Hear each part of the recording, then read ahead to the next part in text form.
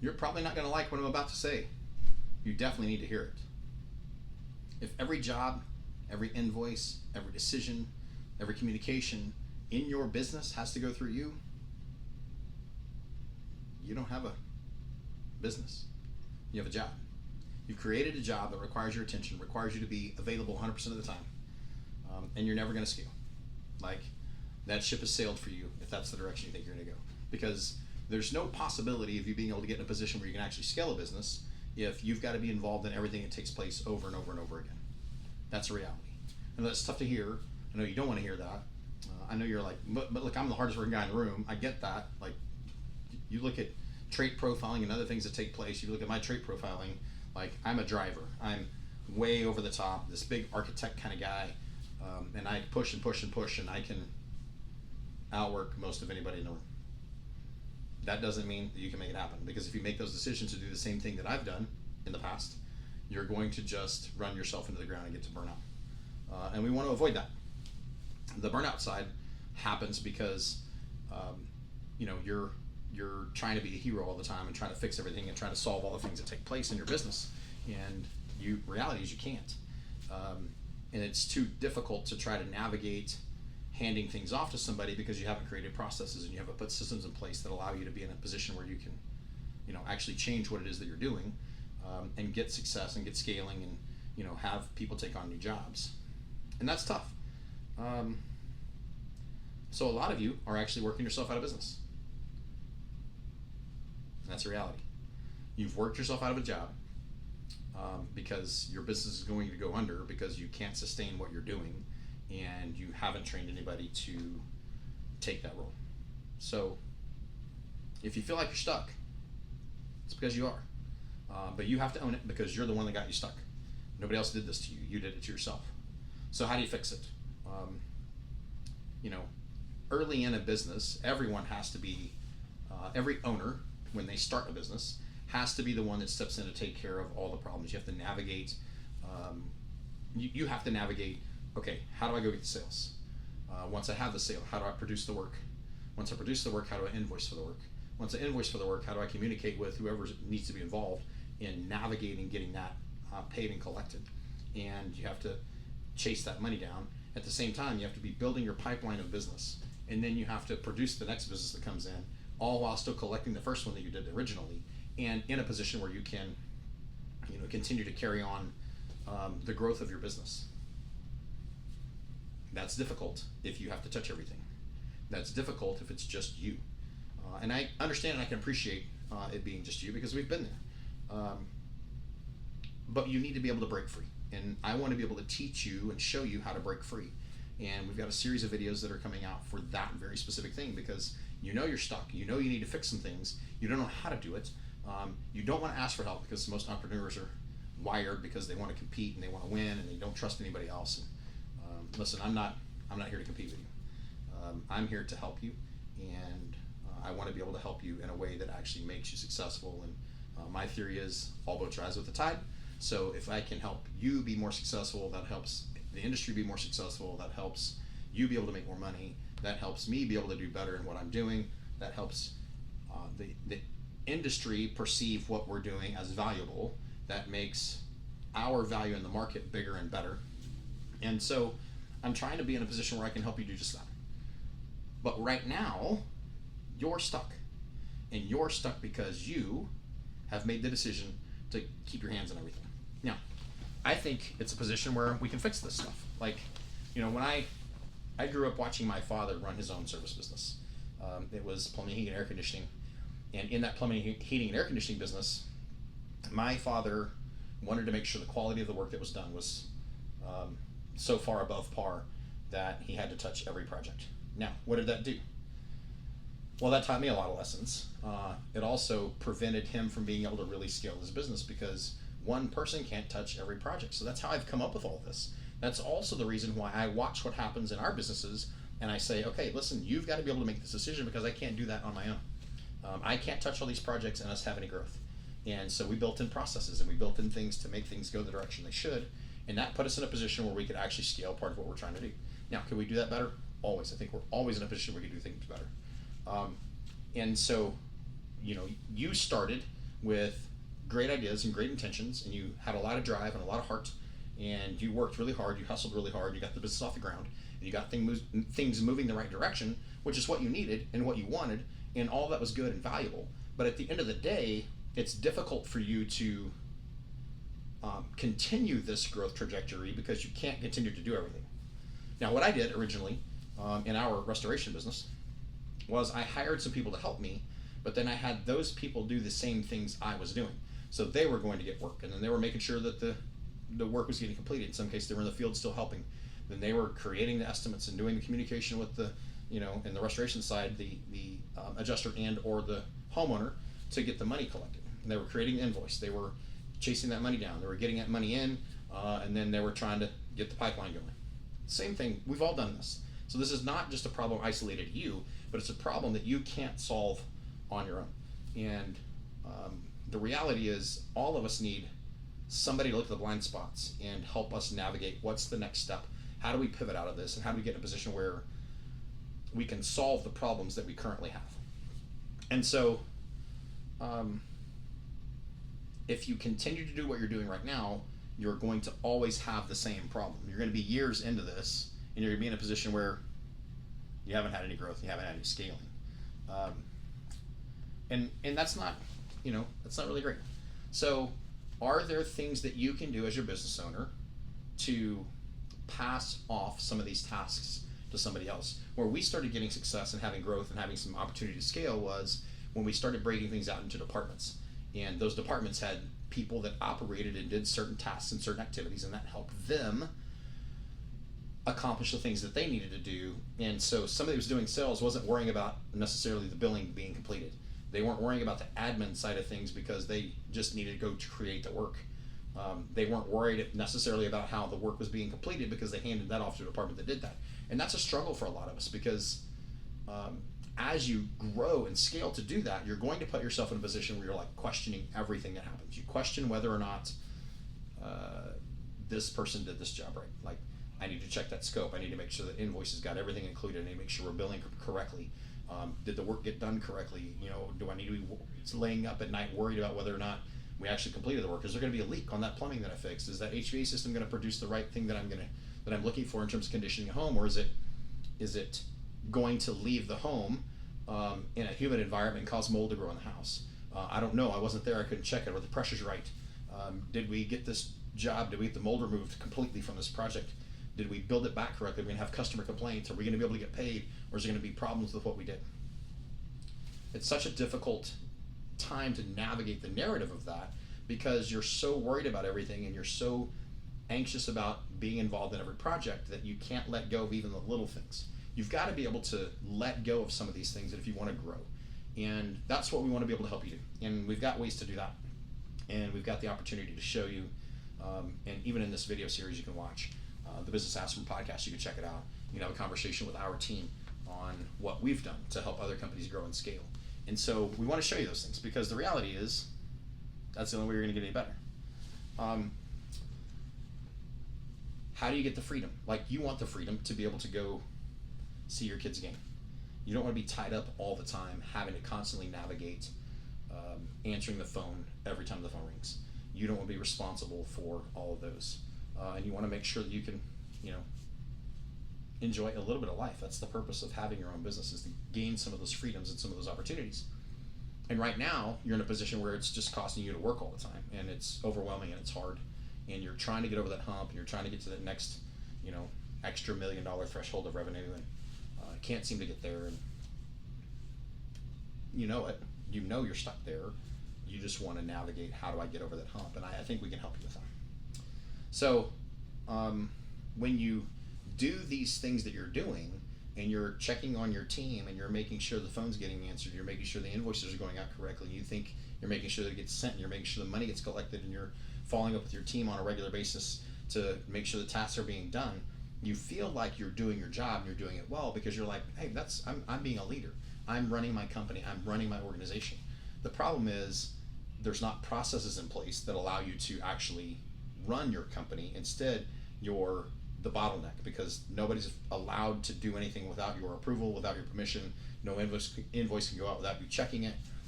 Nothing gets signed off on without you signing off on it. And so you've bottlenecked your business, and you've created this growth, this lid in your business that's going to prevent you from growing. And so, how do you fix it, right?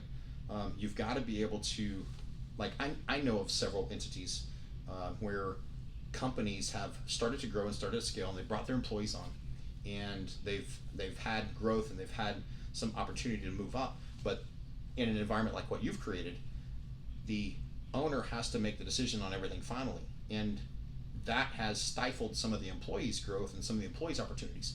And so the employees are in a position where they're like leaving these companies because they feel like they're not being trusted to do their jobs. You bring them on because they're talented and because they're going to be able to help you grow your company, and then you stifle their opportunity because you're afraid to give them the freedom that you hired them to have in order to grow your company. And so you've created this problem. You've stopped yourself from getting where you need to be.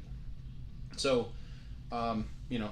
it's a tough situation. I know in our case, we did the same thing, and we finally figured out how to navigate some of that, because we didn't want all the stuff to just disappear. Because you bring on a person that's, a spectacular project manager or a spectacular salesperson, and that salesperson goes out and builds this business, but then has to get everything approved through you and navigated through you, and they feel like they're being slighted because you're trying to be a good leader and trying to approve everything and navigate and make sure things are going the way you want it to, because you don't want your business to fall apart. But that's going to cause it to fall apart because they're going to leave and they're going to take that business with them somewhere else, which is certainly not what you want. So, it's a tough road, and service industry is hard. Managing your employees and those relationships is tough. Managing your customers is tough. Managing the business itself and the taxes and the insurances and the rent and the car payments and the fuel bill and all that is tough. And you've got to be able to put people in charge of those things so you can navigate what it is that needs to take place. One of my managers at one point on the restoration side felt like there was a possibility that some people were stealing fuel, maybe putting fuel from the fuel cards directly into their personal vehicles. And the reality is that may have been true. I don't think it was true. The manager was anxious about that. That manager was so anxious about it that he just worried too much about what was happening, and had to have this conversation that said, listen, maybe somebody's stealing fuel, but right now we're doing about $200,000 a year in fuel cost. If we're doing $200,000 a year in fuel cost, what percentage of the fuel do you think is being stolen? It can't even be 10%. So maybe $20,000 in fuel, which is a lot. I don't think it was that much. But in order for me to track all of it, I would have to hire someone to actually manage the fuel fleet side and track all of that at a $200,000 a year fuel bill. It's probably going to cost me $40,000 to have that employee in place. So what's better, to lose the $20,000 and not worry about it, or to hire somebody at $40,000 to do it? My take was, until we get to a certain threshold, it doesn't matter. We don't need to worry about that because it's not getting us what we want, what we're trying to get. We're losing the opportunity to actually grow our business because we're worried about somebody stealing fuel, which again I still don't think was happening because of the process that we had in place. But we figured out how to put processes in, and some of those I hated because I railed against authority and rulers and rules and all those things that I just didn't enjoy that. But eventually we figured out how to navigate getting our team in a position where they had processes, they had systems they followed, they had tools that they were using to make sure we were accomplishing what we were trying to accomplish up front. And so that led to opportunities to scale, and even showed itself in terms of operations when COVID hits, and I wind up in 21 in the hospital for 6 weeks in ICU and literally tried to die. And at that time we took some steps because I didn't realize my team was as good as they were, and the processes were working the way we wanted them to. Again, partly because I wanted to make sure we were good and try to control it. It's the same thing you're doing. And so I shut off a couple of lead sources in that time, and obviously the market's never been the same since COVID. But the company still operated very efficiently and very well, and we had a pretty good year in 21, even though I was out of commission for almost 9 straight months before I was even back to work really at all. And that's a testament to processes. That's not a testament really to me. Um, I was part of our team to help build the processes and put things in place. And I mean, Job Docs was vital in terms of helping our team track what they were doing and the activities and the jobs and the money flow and all those things. But that's a testament to process, not to Clint, not to what we had done specifically, but its process can create the scaling that you're trying to do. And so, I mean, I know you've heard this quote, the the the goal you're trying to accomplish is on the other side of the work you're refusing to do. And so that's exactly where you're at. You're trying to get in a position where you can grow your company, and kudos, because we want you to grow your company. But if you don't follow the processes, you're going to put yourself in a bind, and that's what you're seeing. And so, if you got sick, if you didn't show up to work tomorrow, or for the next week, or for the next month, what would happen? For most of you, your company's going to spiral down. I was very fortunate that we were ahead of that curve, and processes prevented that same thing. It didn't rely on me to make every decision. Now, did everybody make the decision I would have made? In that 6 weeks that I was in ICU and couldn't do a thing, and the subsequent 9 months of me trying to get to where I could just even walk from, the truck to the office, did that accomplish what we needed it to accomplish? Did it go exactly the way I needed it to? Mostly. I would have made different decisions, but even in that I learned a lot. It doesn't all have to go through me.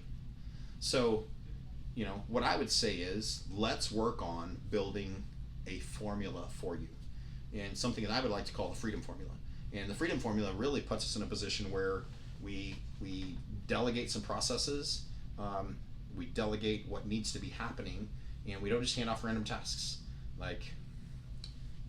This is not something that you just hand to somebody that can do something, but you figure out your processes, and certain people take certain tasks, and that's delegated through a process. So in our case, we have triggers through the Job Doc system that say, okay, if, for example, we set a restoration project up and we're doing drying, and we pull equipment off the project, there's a button for equipment pulled. That button gets pulled. If it doesn't get pulled after 5 days, then a trigger says, do we need to pull this equipment? What has happened? Is it still on site? If it's still on site, why is it still on site? But that triggers an auto task that says this needs to take place.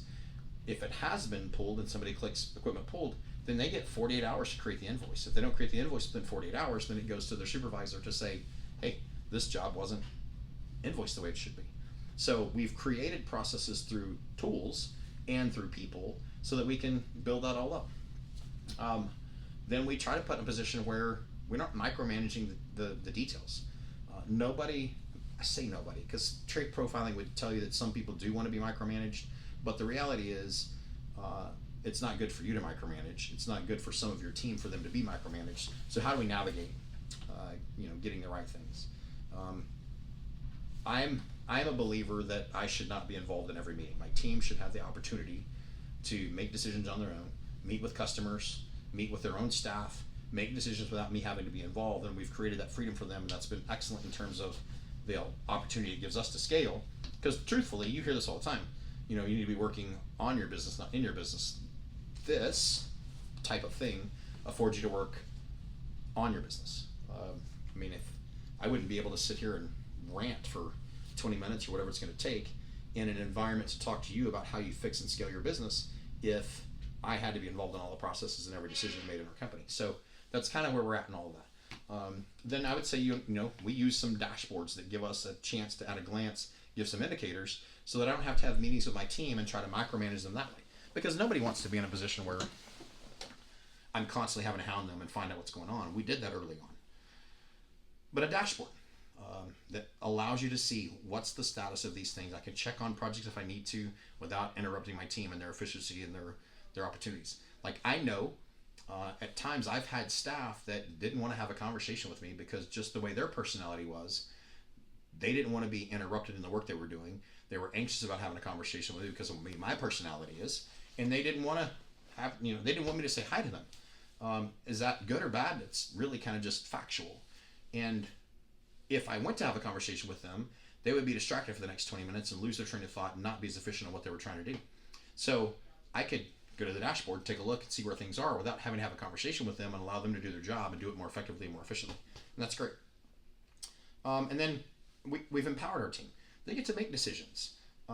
Like we live in a world, one of the things I say constantly, especially in the restoration side, is if everything went perfectly, we would be out of a career because we wouldn't have fires, pipes wouldn't break, nobody would leave the water running and overflow anything. Like the reality is our industry exists because things don't go perfectly. And so we expect things to not go perfectly. And if we expect things to not go perfectly, that helps us as a company know that sometimes our team's going to make mistakes, and that's okay, as long as it's not so detrimental that it causes us to actually close all the way down. And we've had some mistakes, and we've had issues, and we've had to fight through some things. We've been able to do that without any real major hiccups and continue to persevere. It's well worth the growth to not force everything to go through you to prevent mistakes. Let mistakes happen. It's an easy way to learn. It's generally not so expensive that it's going to kill you. And if you hold all the power, your business is fragile. Like, you got to do everything. And, you're one little incident away from not being able to operate because nobody else can do it for you. You don't want to be in that position. You want to be in a position where others have the authority to do what they need to do, because that's going to be the most successful for you. Sharing that power makes you scalable. Sharing the opportunity to make decisions makes your team a chance to grow. Having processes in place makes you in a position where your multiplier, if you look to try to exit, like right now, private equity is huge in the service industries. People are looking to acquire companies that have a decent EBITDA. You've got to build your EBITDA. You've got to be able to have processes, because if your EBITDA is fine, but everything is 100% reliant on you, nobody wants to buy you, because the instant they buy you, your business fails if you're not still around. And so it's tough. You got to be able to make this thing work. You've got to build some intentional structure, and we can help you do that. And, get you out of manila folders, get you out of sticky notes, get you out of having to, send people back to you on a regular basis to make decisions. Like, there's just no way to make that work. Had a conversation with a guy recently that was on the podcast, and he said the guy that he purchased his business from had a price list, and it turns out that price list was actually a sheet of paper. And that sheet of paper, this is in the Denver area, the original owner, the guy that was on the podcast with me, was like, hey, have you ever misplaced this? It was one sheet of paper. He didn't have it anywhere else, didn't have it digitally, didn't have it recorded anywhere. Had one sheet of paper. He said, have you ever misplaced this? He's like, yeah, I left it in Winter Park once. So he had to drive back to Winter Park from Denver to pick up his price list so he could continue to operate his business. And that's a terrifying way to operate. That's the reality of it. If this resonates, if you're seeing yourself in this, you're not alone. Like, there's a lot of us that have been through this process, and we don't want you to be the bottleneck. We want to fix that. So if you disappeared for the next 30 days, would your business survive? Yes or no? If you answered no, then you don't have a business. You have a job that requires you. This job that you've built is going to burn you out. You're not going to be able to be successful. Eventually, we all wear out and run out of energy. And so you got to figure that. But if you create processes that give you some freedom back and put you in a position where you can actually go enjoy part of the things that you're trying to build this business for, your kids, your future, your family, to travel, whatever the case may be, then that gets you where you need to be. If you build these processes, your business is going to survive and grow, whether you're there or not. And that's the goal. That's what you're looking for. And so you can't seem to get past all of that. So hang out with us. The next video, we're going to talk about profit leaks. We're going to talk about where you're losing money and currently what you're doing and how we're going to fix that as well. But we're here to help you. So let's navigate it together. I'll see you next time.